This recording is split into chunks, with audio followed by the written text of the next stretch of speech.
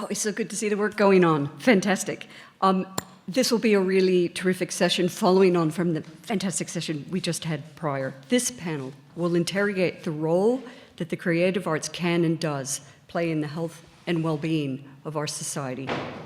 Through a precinct system lens, as we've been talking about today, that idea of an ecosystem, it will consider the intersections and impact of creativity and what that means not only for artists, but for audiences, for the broader public, for people we can reach out to and we can receive when they reach out to us, and how we position and what posture we hold and be able to do that. So drawing on the strength of research that the university offers, including here in the Faculty of Fine Arts and Music, with industry, with government, the panel will ask, what can we be doing more collectively to amplify the intersections between health and the creative arts? Could the panel come up, please, and then I'll introduce you.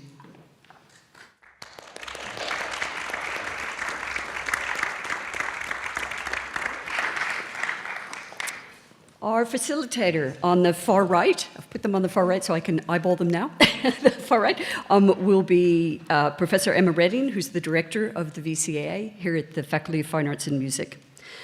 And closest to me is Professor Sharon Lewin, the director of the Peter Doherty Institute for Infection and Immunity. I'm just going to read your names off now. You can raise your hands because otherwise finding you is gobbles up time. Cynthia Nolan-Myers, Head of Creative Engagement for the Arts Centre, Melbourne. Georgie McLean, Executive Director, Development and Partnerships for Creative Australia. Lee Avenay, Associate Lecturer, Indigenous Pedagogies Lead in the VCA, Faculty of Fine Arts and Music, and also works with us in the Willan Centre.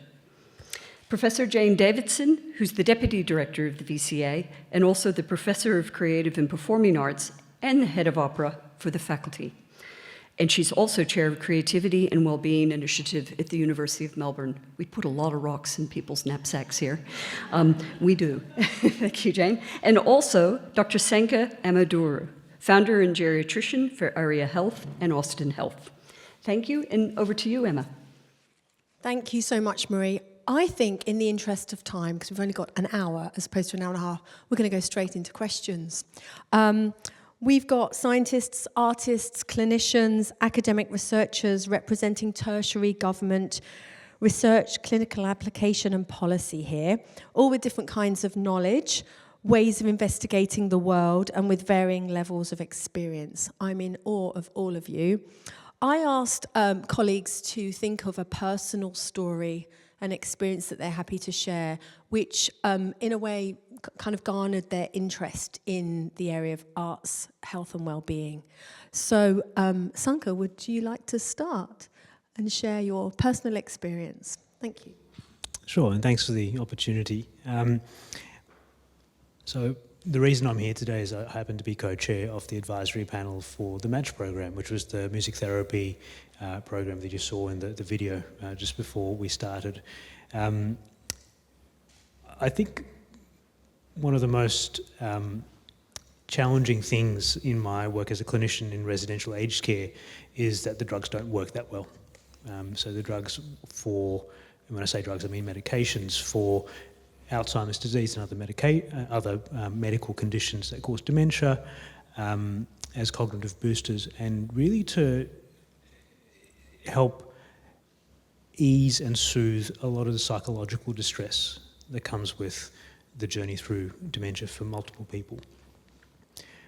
I had a hobby interest in music, basically as a kid, and through uni, Googled, I wonder if music and medicine have an overlap, and they did, and that's what I ended up doing my undergrad research project through.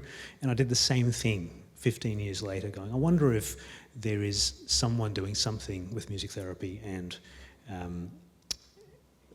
dementia, now that this was my chosen field. And this had come off me being in a residential care facility and having a discussion with the husband of one of my patients who had severe dementia. So she was bedbound. She still recognised him, we thought, but she was non-verbal. So she had progressed so far that she couldn't express herself using speech anymore. But she could tell us that she was unhappy by grimacing and by pushing and resisting when people tried to help her, just for day-to-day things. And one of the suggestions I made, and this is not music therapy, it was simply headphones with some music that she liked, without a therapist involved, and that alone had much more of very clear benefit than anything that anyone had prescribed in the past. And just the power of that, I think, made me realise, well, there's something here and it's worth exploring and worth supporting. Thank you, Sanka. Cynthia. Thank you, and thank you for having me here today. I love that you talked about that, because my parents were both educators, and then my dad moved into nursing and in particular worked in aged care settings and in the disability sector. And in aged care settings, as is the case today, often young people with complex disability are placed in aged care settings. Now, I was a bit of a school refuser in primary school, and one year I actually got a report card that listed the days I attended school rather than the days I had missed, which my parents still hassle me about.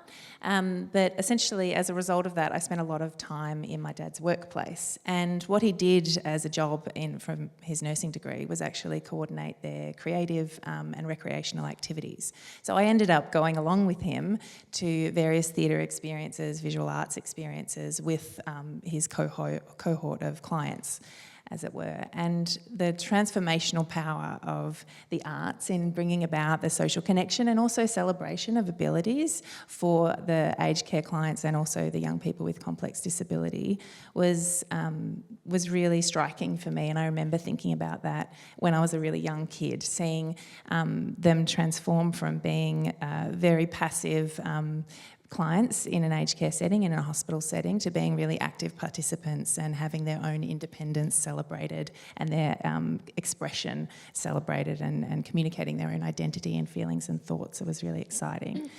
So the sense of the arts bringing about that ability as a change maker and opportunity for agency and action, and, you know, pausing and prolonging some health effects like dementia in particular really struck me when I was quite a young child. So I've sort of entered into that field, and I continue to work in the space where arts are used for health measures, but also arts are used as celebration and moment for connection and sense of belonging, and that's really predominantly where I work right now, in coordinating and holding space for opportunities for greater sense of celebration of community.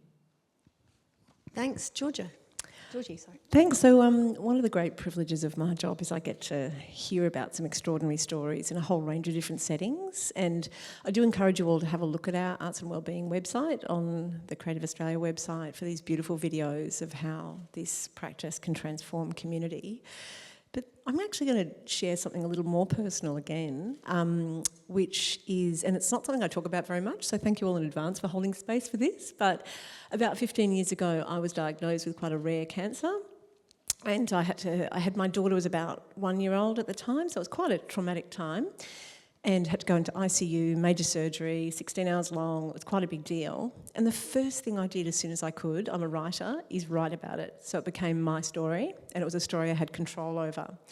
About 6 months later, I was in the hospital in Sydney, in Randwick, and I was sharing a room with this woman who I happened to know. She was the Cantonese broadcaster at SBS, at SBS Radio, where I was working at the time. And so we were both in there for chemotherapy, and it was one of those really intense chemos, so they have to kind of keep an eye on you. And she had a terrible, terrible needle phobia. So can you imagine, like, the experience is already really hard, right? People come to you, they're all like head to toe lilac, this says cytotoxic on everything, and then no one wants to touch you afterwards. It's all very kind of intense. Her husband came in for every one of her treatments, held her hand and sang Chinese folk songs to her and with her. And beside being the most beautiful and romantic thing I'd ever seen, like, this is a couple in their late 50s, right? He was calling forth a part of her that was not in that room otherwise.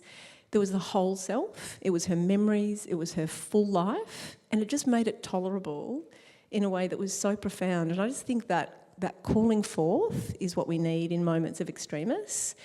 And I think it's also something that we need every day. right? It's bringing the whole self forward. And I think, I mean, for me, that was such a powerful example of why this all matters, because it is such a disempowering environment. You're sitting in waiting rooms for hours, you're waiting for the doctor to come, you've got no agency. And to have that kind of different part of you present in a room like that is just an extraordinary thing, and it's a really powerful thing. So yeah, that was a really personal moment of that for me. Thank you. Thanks for sharing that, Georgie. Jane? So I think what I hear is about speaking to the core, about the heart and the soul of the individual, of the family group, of the community, and outward.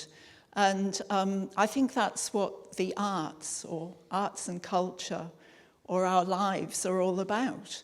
And so for me, it's looking at what those words art, health and well-being actually mean.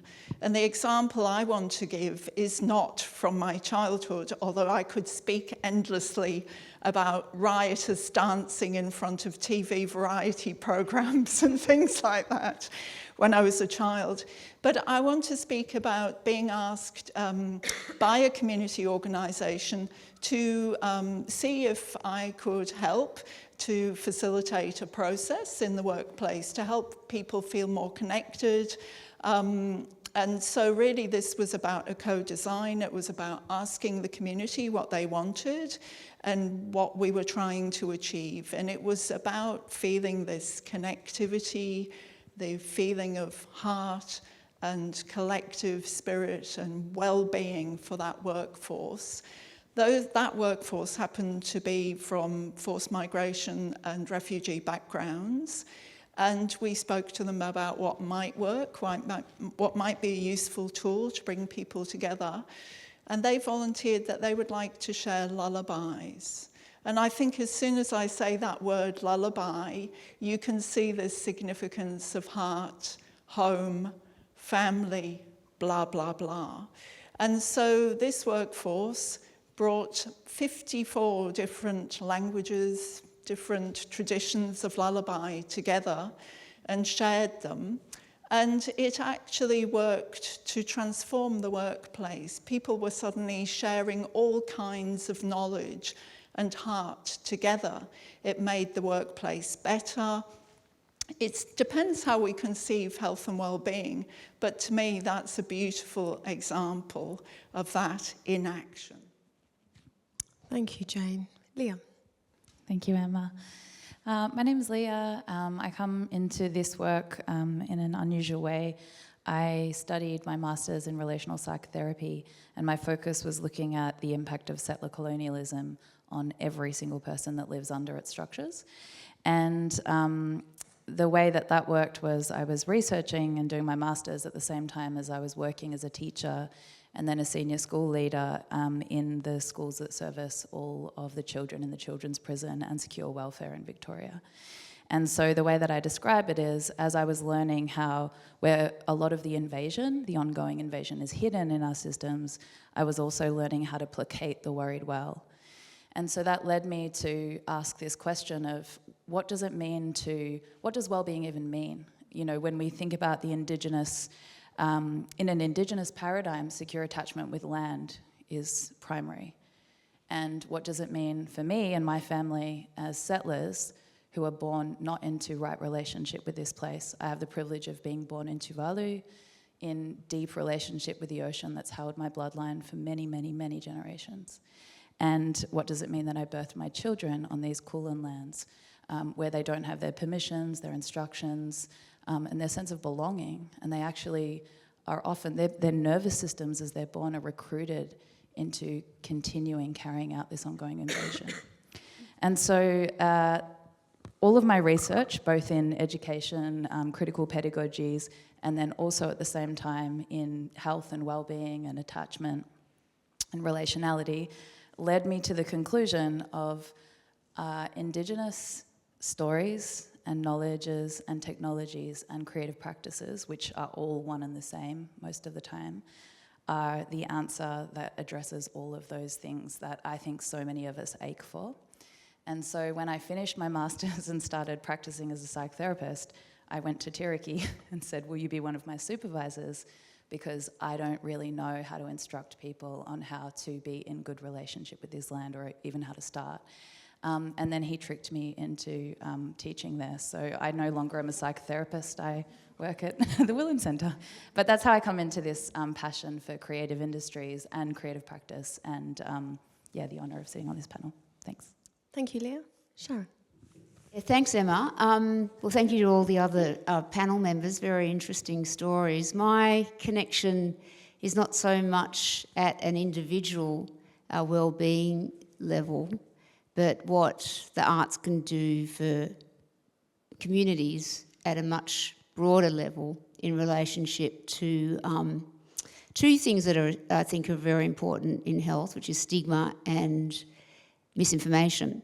And so I'm the head of the Doherty Institute. I'm an infectious disease physician and virologist, and I started my career as a doctor in the mid-80s when HIV was at its peak. And so I spent my younger years as a doctor looking after young men in Australia, largely, at the prime of their life, dying of this highly stigmatising infection that led them to not tell their families or communities what was happening, and many of them dying alone. And then what we saw with HIV was not just that HIV impacted the entire artistic community in a very significant way. That community was so mobilised that they expressed their response to HIV and their ability to educate broader communities largely through artistic endeavours, whether it's like mainstream films like Philadelphia, or performances like Angels in America, or even just the Red Ribbon, or Keith Haring's view. So many people have been touched and educated about HIV, not through doctors and scientists like me, but through communities expressing what they were feeling through all these artistic avenues. And I think HIV really changed the way I think about how you can communicate health messages, which is not just about prevention and individual well-being, but it's about stigma, and which is and remains very significant for HIV. And then it's around misinformation.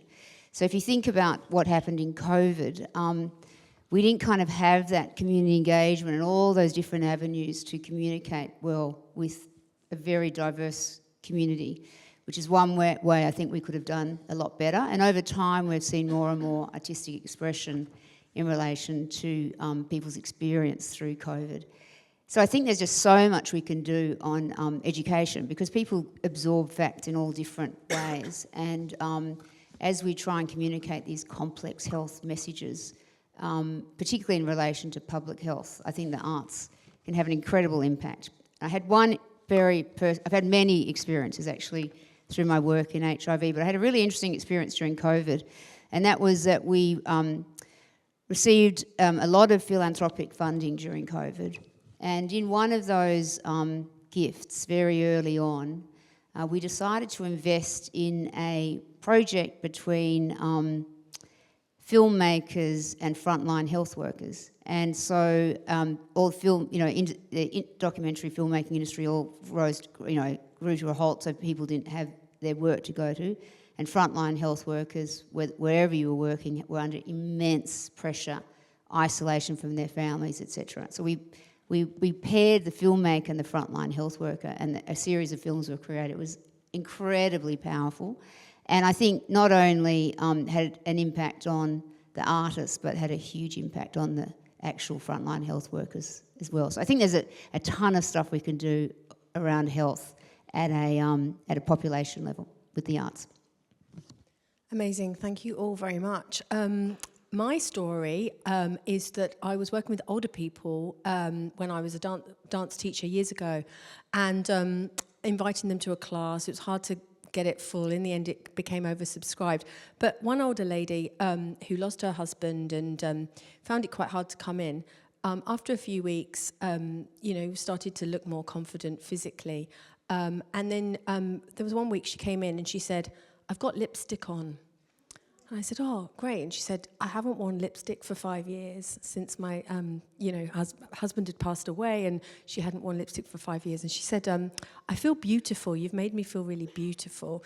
This dance class makes me feel... And we don't use the word beautiful very much, but she felt really beautiful from doing it. And then the other story was I was working with some young 12 to 14-year-old, quite hard to reach girls in North Kent in England, quite hard to reach area. Deprived area, and girls who just didn't want to dance. They didn't want to get up from their chair, let alone take their shoes and socks off.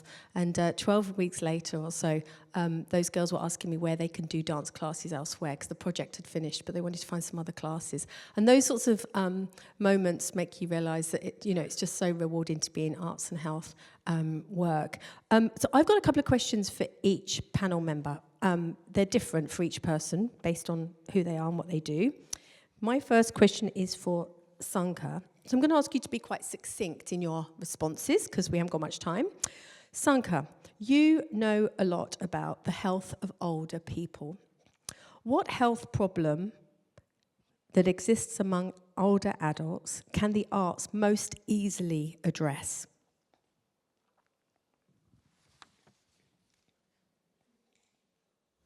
I think the answer to that I see most commonly is social isolation.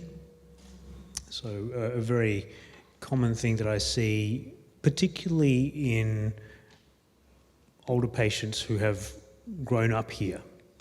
So they are Australian rather than migrant, is that typically the family unit is more likely to be fractured, and particularly like in your example, when a spouse dies, the person loses a lot of their social connections potentially and their well-being.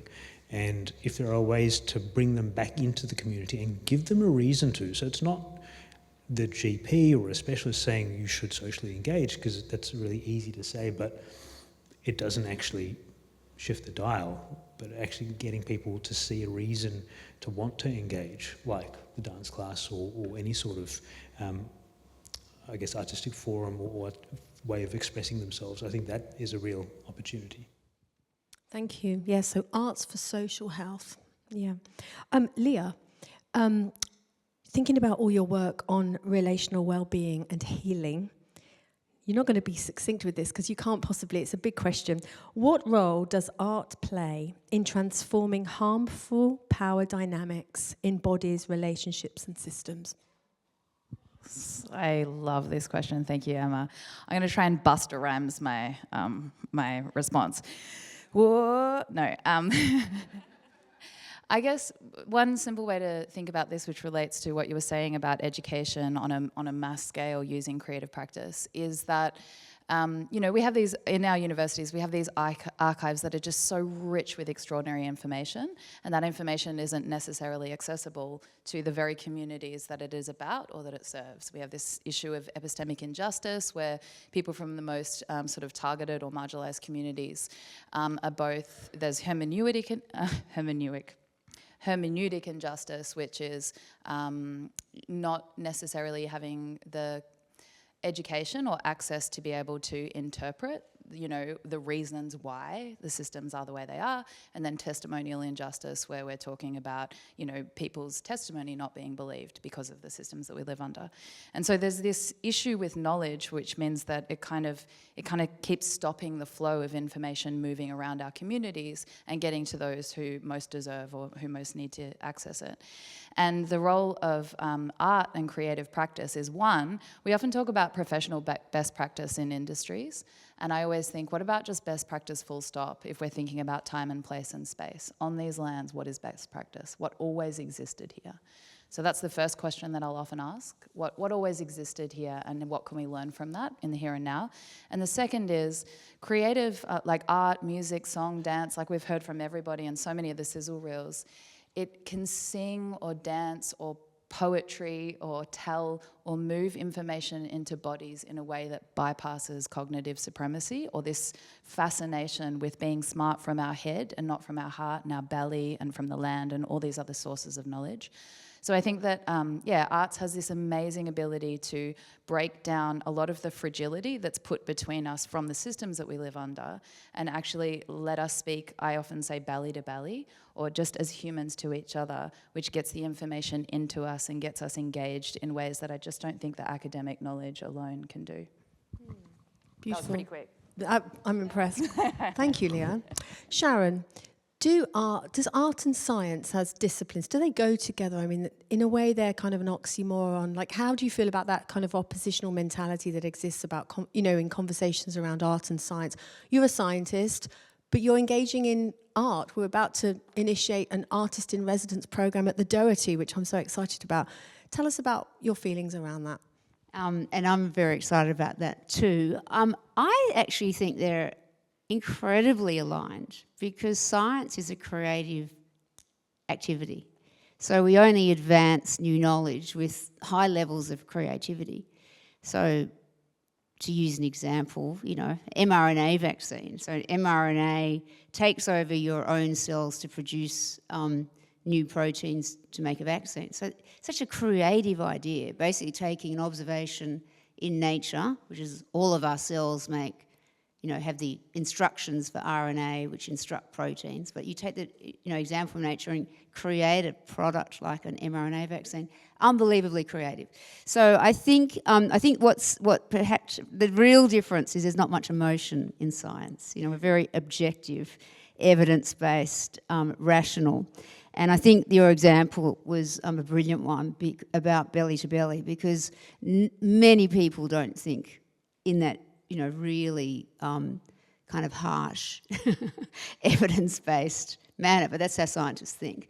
And but yet we want to communicate that science to so many different people and excite them in the same ways. I use the example of mRNA vaccines, and there may of course be people in the room that chose not to have a vaccine, but the vaccine is what kind of led us to kind of get over COVID. And so I think you've got to try and excite people through all different avenues. And I think because art is a much more people have much more emotional individual response, and it can really move them in very powerful ways.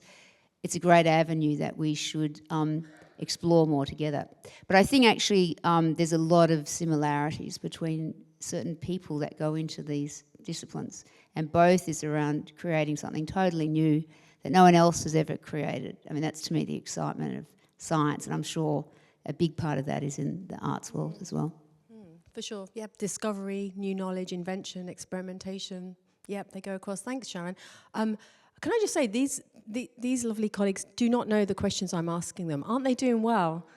It's a complete surprise to them. So, Jane, over to you to look at, in a way, the intimidating nature of medical and research models and how they can be perhaps challenged through an artistic lens, so I'm talking really about methodologies, and then how might we place stronger emphasis on art-led research rather than positioning art merely as the support or the supplementary? Yeah, they're pretty big questions as well. I was sitting here thinking, oh my goodness, this is becoming a philosophical debate about Descartes and mind-body separation, but in a way it is, I think.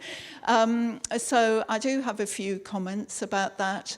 I think where people from an artistic background or heritage or culture struggle a little bit is with the dominance of the science paradigm in the hierarchy of knowledge status. So people, systems, organizations, institutions regard science knowledge as the highest level. And I think that's something that I struggle with a little bit. I think there are methods and techniques of science that are very useful, that we can apply. So if we want to tease out what perhaps works best in a certain circumstance, we can perhaps look at what some of those ingredients are, and that might be something that's a tool that's more science-based, but not necessarily. There are things in the richness of the artistic practice and those belly-to-belly feelings that we can capture, sometimes not using words, I have to say, that are just as legitimate and have as much strength and power. So I think that's where we are starting to work more and more, and we need to keep that debate open. I think the two things are aligned and they can work hand in glove, but I sometimes worry about arts being seen as an adjunct to something that's higher level through a science base, if you see what I mean, that the arts are merely entertainment or something like that. I think what they say and what they do and the way we want to enhance them and build them in our lives as everyday cultural practice is what we should be really tackling. Wonderful, yeah, sort of give us the stats, but give us the stories as well. Yeah, for sure. Thank you. Cynthia, it strikes me that we've got a unique opportunity here in this precinct. We've got professional companies like, Australian Ballet, MTC, MRC, art galleries, the incredible NGV, and of course ACCA, and fantastic venues like Arts Centre Melbourne and Malthouse and others. How might we co-design projects that address the impact of the arts on the health and well-being of audiences? Well, at Arts Centre Melbourne, thank you, Emma. At Arts Centre Melbourne, we're already doing a version of that in that we're co-designing projects, and I think that's the really first main step, so that you can ensure that the project isn't a top-down approach, it's actually coming up from community. So the projects that we do in creative engagement at Arts Centre Melbourne are really about facilitating celebration of diversity from class, from culture, from ability, and ensuring that there is a pathway of engagement, not just for audience members, but also for practitioners. And how we can do that with our colleagues across the precinct is something that is an ever-evolving challenge in the current economic crisis or situation, but also in just the business as usual distraction that we constantly find ourselves in. So there is a lot of collaboration that is going on between organisations operating within the precinct, but there's always opportunity for further. But when I think what you were talking about, Jane, in relation to how the arts are seen, the more that we can collectively talk about the benefits and the social impacts of the arts, which is what this forum is also doing today, which is really exciting, the more we can kind of find a collaborative, cohesive approach of how we can work with arms of government, whether they be health, education, or also the creative industries. From a return on investment perspective, if you look at from monetary value, we punch over 122 billion into the economy at the federal government's last count. If you look at sport, that's 14 billion. It's not about us and them at all. We need to work together, obviously, but we are contributing a huge amount into the economic value of the country. We still haven't yet worked out a way, which I know is what your question is about, too, of how to count that social impact, and I think that's a collective approach that we need to apply to solving that particular issue. Great, thank you so much. Georgie, in your role at Creative Australia, you oversee and look after impact measurement. What's the best way of measuring the impact of the arts on health and well-being for those holding the purse strings? Look, I think that's a real challenge. So, as Jane was saying, it's about trust and translation between different forms of knowledge and different forms of evidence. So in our Connected Live report, which really looked at kind of pulling together a whole range of expertise around this, one of the recommendations was a shared research space to help tell those stories and draw on those case studies and build an evidence base that could actually translate between different areas of government and different kind of mindsets and mentalities and needs. There needs to be trust in this because we are talking about vulnerable communities, and there needs to be a real sense of credibility and confidence in this, and there needs to be quality frameworks and training and accreditation so that there are pathways for people to really do this well and safely, both for themselves and the communities they're working with. But I think, we went and met with the Department of Health. We ran an event in Parliament House late last year, hosted by the Special Envoy for the Arts, Susan Templeman. We had, colleagues from different departments there. And, you know, we've been really making overtures to different departments and to different arms of government to say, look, we have this solution for you. We've got this extraordinary asset here. And, you know, the Productivity Commission report that came out in 2021 sort of said, look, it's costing $70 billion a year to the Australian economy. We need non-clinical interventions. There are creative solutions that are required. And we're saying, we've got it. We've got it. But you go into the Department of Health and it's like, it felt like there was this group of people who were in at the midst of an endurance marathon doing a particular thing in a particular way, and we were saying, hey, let's dance. You know what I mean? Like, it felt like, and it was like, oh, maybe Zumba, maybe, you know, halfway, like, you know, but it really felt like, you know, that shared language is really, really hard. And I think the thing that we need is leadership around this. And we're looking at potentially thinking about, as future next steps, how do we build shared leadership consortia, ways of bringing people together so they can develop that shared, those common reference points and that shared language so that the evidence bases speak to one another. And, you know, we're starting to think about how we can support that in new ways in the work that we do. We're starting to fund service delivery partnerships in climate action, in disability arts, and different areas that address challenges in these ways. So this is a new direction for us that we're looking at and we're very keen to support. But it really is, it speaks to that kind of mindset, right? It's systems change. You need to change your mental models to get this to work differently because everyone's in, you know, doing good work, but their drivers are all really different. And it's, you know, it's a Westminster system. It goes up to what your minister needs from you to try and get people to change orientation and do something radically different when they're under the pump and everyone's in this crisis is really, really hard. So we need to actually come up with something that really elevates and thinks about it differently. Thanks so much, Georgie. How are we all doing? Are we okay? I'm mindful that it's the fourth session of the day. We've been sitting down a lot, and this is all about arts, health and wellbeing. So we're just going to do a 90-second something. I'm going to invite you to join me in a little participatory movement experience. I know this is the sort of thing that you're going to start doing and you're going to hate me initially, but you'll appreciate me at the end. So everyone stand up.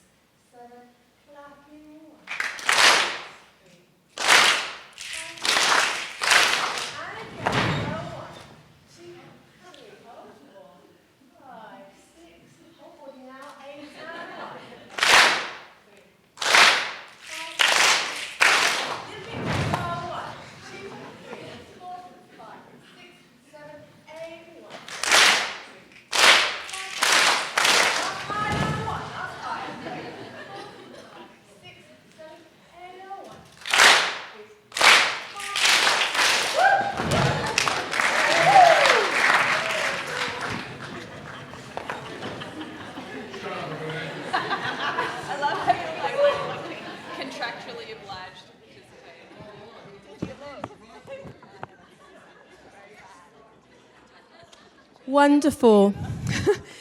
So we've got some oxygen to the brain, that's great. So I'm going to ask Leah what we did there, because when she can catch her breath, because Leah often weaves and participates in making as she listens and talks. And so I'm asking really about the impact of participatory arts, the act of making together collectively, and why we enjoyed doing what we did, I hope. Did we enjoy it? Did we enjoy it, Tiriki? Yeah, I did too. The cool kid in me wants to be like, no, I can't, but I actually feel better than I did before we did that. Yeah, to answer succinctly, as you've asked, when I think about ancient, ancient is a problematic word, practices that continue on these lands that have always been here, and in my culture as well, art is it's not a, I go home and say, oh, I'm a singer, and everyone's like, yeah, so what? Like, it is a responsibility, not a special thing that you do if you manage to make a career in it. And so art it's the fabric, it's not even art, it's just the way that life is done, and it's woven into every single thing we do.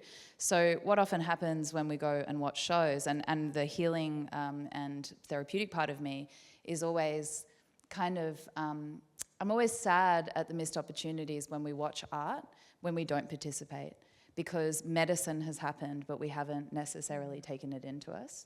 And so, what we did there was Emma led us in an activity that joined our nervous systems in some ways, hopefully. Some people, no one left, I don't think. But it's a way of kind of breaking down this, we're on the stage and we know the things and you're in the audience and you must listen to the things. The way that, as I understand, as I've been taught and told to repeat over and over again, is that this is the way things have always been done in this place. And there is an impact on our well-being when we listen to Arnie Dye and Nawit Caroline Briggs tell us about what has always happened in this place. And there is something, there's something that bonds us to the story of whether it's something that we're all doing together here or something that has always been done on these lands. For me anyway, when I'm facilitating, it settles our nervous systems. It brings the fragile field that is created by the systems that we live under down and settles, and it just completely changes the possibility of what we might be able to do together. So thank you. Thank you. I was annoyed with you at the start, and then I was so pleased at the end. Everyone's annoyed with the person that says, let's stand up, but you like it in the end, so I thank you for trusting me. Thanks. So Cynthia, you've got a background in visual and performing arts. I just wondered if you wanted to talk a bit about that, because we often talk about performing arts, but what's the value of visual arts on health and wellbeing? Well, I think mostly because I work across the different, the glam sector as well as the performing arts sector. That's my background and my history. It's about the opportunities for lots of different types of moments of connection for young people. I also have historically worked in young people and education space within these settings as well, and in the community space. And being able to provide, songwriting workshops or animation workshops or, dance workshops or theatre making or comedy writing is different opportunities for the same kids to work out what sparks their creativity. And so that's why lots of institutions within Victoria, but also globally, are looking at arts as a form of education enrichment, which builds upon literacy and numeracy and other ways to engage in subject matters. Particularly in Victoria, we like to talk about that in relation to curriculum alignment. But lots of institutions are sort of multimodal in what they offer for young people to engage, because somebody might really connect with the arts from a visual perspective and a standpoint, or they might really disconnect from it and not be able to engage in that classroom activity. So, a story that one of our team members likes talking about, and we often talk about the transformation power of the arts, but when you think about it in this context, we had a specialist development school come in, and they'd come in before and they were doing a different workshop, this time around beat making, and which basically involved the young people making songs using some predetermined sounds set on the keyboard. And the kid with their carer was using the keypad, and one of the beats was "Hey," and the participant turned around and said "Hey," And everybody in the room, like all the teaching staff and the support staff, just stopped what they were doing and said, what happened then? And Zoe Wrinkle, who's the senior producer in creative learning, who was taking this class, said, what's going on? And they said, that kid is non-verbal, and we talk about that from a social prescribing model and, Art for Dementia, which the UK are doing. Music and creativity does spark things in people, but it doesn't necessarily, like the same form of music or the same form of arts doesn't necessarily spark that opportunity in every individual. So it's really about diversity of options. Yeah, indeed. Thank you. Thanks. We're on to the, everyone has 2 questions, so we're on to the second questions now. You're done, Cynthia, but hang out. Sanka, thinking about the economic aspects of health and well-being and noting that prevention is cheaper than treatment, as I understand, if the arts are so good for our health, why isn't the health service providing arts on prescription for older people, particularly if social health is a big problem in older adults and the arts is social? I get the easy question. This is good. Thank you for that. So absolutely, I think prevention is better than cure. Prevention is much harder to demonstrate the value of than cure. So it's very easy to count how many hip fractures were fixed. It's very difficult to count how many hip fractures were prevented by us trying to do that in the community. So I think, when you're thinking about the economic model, and I think some of what we've heard today is that it's really challenging to kind of, even if you know or if you have a belief that that's going to be the case, or from first-hand or anecdotal experience that that's going to be the case, it's difficult to quantify that. And that is the language that, if you're kind of at the Department of Health, that's the language that they want to hear. So in my work in an advisory capacity, so particularly around sort of health tech and startups, they really care about 3 things. And the first thing is it going to help? And it's fine to say that it will, it's fine to believe that it will, but you need to actually demonstrate that, and through properly designed trials, that's really the ideal way to do it. Anyone can put up a website or make claims, but you need to actually show the effect. And it helps to have, as I said, it's hard, it helps to have a health economist on board if you're looking at really, I suppose, far-reaching or long-term trials in that sense. The other 2 things that count are who's going to pay for it. So when you're thinking about the economics, is it the government? And that will come with its own set of challenges. Is it going to be industry? Is it going to be companies themselves? Is it going to be direct to consumer? So I think that's a really big question. And then getting some actual business advice about, well, is there a sustainable business model behind it for a particular idea or a particular service or initiative? And that really needs to be nailed down, because even if you can get some initial funding for it, be it philanthropy or seed funding or a grant, once that runs out, it needs to be able to sustain itself. So that needs to really have been thought about early in the piece. Excellent. Thanks so much, Sanka. Georgie, maybe in relation to that, so what role can government agencies like Creative Australia play at a local, state, national level? So how do different governmental departments with different jurisdictions, I'm thinking federal versus state, of course, help or hinder this work? Yeah, we come with the challenges of federation here. So I think just to respond to what Sanka was saying, I think there are lots of different forms of evidence emerging here, and some of them are very kind of, RCTs, very kind of traditional models, and there is, I feel that in my last answer I didn't kind of speak to the fact that we actually do have an extraordinary evidence base in this area, and there's extraordinary expertise here.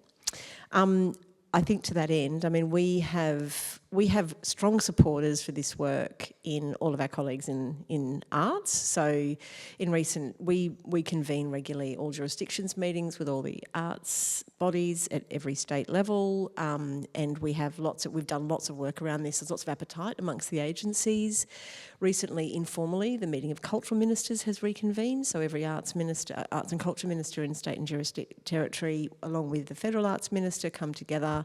They have been discussing this opportunity. community. There's a lot of appetite, a lot of support. When we talked to our colleagues at the federal level in the Department of Health, one of the things that they spoke about was the fact that they don't have constitutional authority for anything beyond the extreme end of the mental health spectrum, that they actually have a different kind of, that is devolved to the states, particularly if it's in anything around sort of preventative work or that kind of more mainstream wellbeing agenda. So it becomes really complex, and obviously they all sit at different, so the arts relationship to those in different jurisdictions are incredibly different because the art sits in different portfolios in every state and territory. So it starts to get really kind of about individual relationships, and then you come back to kind of pilots and proving the points again and finding ways to do things in individual locations. We have been doing this work. So last year again we published some work with particular agencies. We worked with Queensland and New South Wales to pilot a few kind of accreditation programs and look at what's needed for the training needs in particular settings. So we worked with the Big Anxieties work in Warwick that's based at the University of New South Wales. We did some work with Wesley Arts, who are based in southern Brisbane, doing work with people with disabilities, and we worked with Creative Recovery Network in northern New South Wales and Northern Rivers in that creative recovery space with young people following the floods in Lismore. And we developed a real kind of set of models around what's needed for accreditation, which is where we think that we can actually add value to the conversation to build quality frameworks. We've taken a lot of inspiration from the model in the UK. I mean, some people in this discussion think that social prescribing is quite a limited lens, but it does have a lot of traction and it does seem to get some engagement. There's obviously precedents in the UK. It's a well-established model. I was involved in a meeting that involved cultural ministers in the UK and our federal arts minister, and they said it was absolutely understood now that investment in the arts was a cost saving in health, and it's accepted by Treasury, and that's where we need to get to. But it is a long road. You have to really kind of build those proof points. We did some research again last year around social attitudes to social prescribing. 84% of Australians support it as an idea. The population is behind it, but again, it's about kind of persuasion. We have a national cultural policy which helps, which speaks about a co-responsibility for culture and it being a whole of government agenda, that it's not just arts policy, it sits across it's a cross portfolio approach, it's every kind of sectoral issue, but and each of the arts departments are flowing from that, but it hasn't necessarily translated into other portfolios yet. So it's a road we're on. We're working very hard in the advocacy and we're trying to find those areas of shared leadership and where we can kind of build that exchange and that advisory between the different departments. But yes, it does get really complicated because you're working with about 14 different partners already to try and get something happening, and it makes it a really complex piece of work to do. Yeah, lots of falling through the cracks, but yeah, thank you. Yeah, thank you. I've got one more question for Sharon and one for Jane, and then we're going to ask for questions from the audience or comments, so please get your questions ready. Sharon, your work literally saves lives. Do you think there's a risk of overclaiming the benefits of the arts on health and well-being? Speaking as a scientist, Sharon, you'd never overclaim in any way the application of your findings or the implication of your findings. Scientists never do that. Is there a risk of sort of bias or exaggeration when celebrating or advocating for the arts? I'm not sure I'm the right person to ask that. I don't think so. You can ask me if you like. Do you think there's a risk? I think there's an overclaiming sometimes because the problem is we're advocates for the arts and we have to fight for the arts all the time. And so sometimes it's easy to use the findings that we get and kind of exaggerate them because we need money, we need support. So it's an easy trap to fall into. I think we need to be careful with that. True, but I think you're being hard on yourself because scientists do that all the time, They also want to get money. They also think they've got the best idea, and they're very good. And the ones that do well are very good at promoting it. Yes, people are evidence-based, but many people aren't. So no, I think you're being too hard on yourself. I think though, I heard this great. I was at a panel event during the week, or was it last week, on One Health and how we measure the state of the planet and you know, people's well-being overall. I just wonder whether we measure it the wrong way. And one of the panelists on that event was talking about Bhutan and how in Bhutan they have a minister for happiness, and they actually have a happiness index, and they look at a whole lot of other things. We look at well-being in a very kind of narrow way. You said saving lives. I mean, yes, you know, alive or dead, very important. But you know what? You know, quality of life, and then really well-being. How do we measure that now? We don't really measure it, I don't think. So no, keep on advocating, selling your story. Everyone does it. You've got to do it as well. Thank you, Sharon. That's heartening to know. Jane, final question for you, or for the panel actually. Thinking about this incredible arts precinct and the range of arts workers we have here, so professional artists, producers, managers, educators who span the life course, do we have an opportunity here to do something really ambitious, novel, and at scale? What might that be? We absolutely do. And I think you noticed this morning I stood up and kind of volunteered the fact that actually at the university within this faculty, we have a number of people who are primarily artists, but they're also trained in social sciences. And I think we've got a living laboratory here of life and what's going to emerge and develop over the next while. And I think we could easily do something unique and at scale. There are a couple of points I think are critical to make though, and one would be building on what Sharon was saying. One is certainly about some voices are heard more than others, and I think that's a really important point. The other one is crossing what Cynthia mentioned, and I think it relates more generally to the previous panel as well. We're missing a huge cohort here who are children in school. And I think a part of any project has to work from the youngest engagement up. And we've got a huge opportunity to collaborate with schools and children and speak to the right department. And education seems to me to be very skew-whiff at the moment. You know, I was very fortunate, went to an integrated curriculum primary school where we did singing and dancing every day. It was integrated into the curriculum.